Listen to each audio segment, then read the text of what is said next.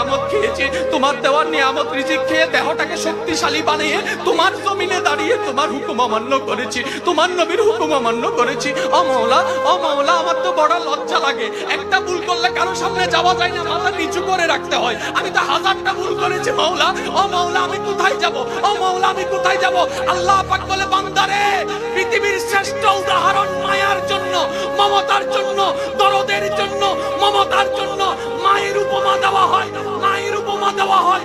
ও বান্দা, তুই শোন, তুই শোন, কখনো যদি দেখিস তোর মায়ের দরজা তোর জন্য বন্ধ হয়ে যায়, তখনও তুই এতটুকু বিশ্বাস থাকবি তোর রহমানের দরজা তোর জন্য খোলা আছে।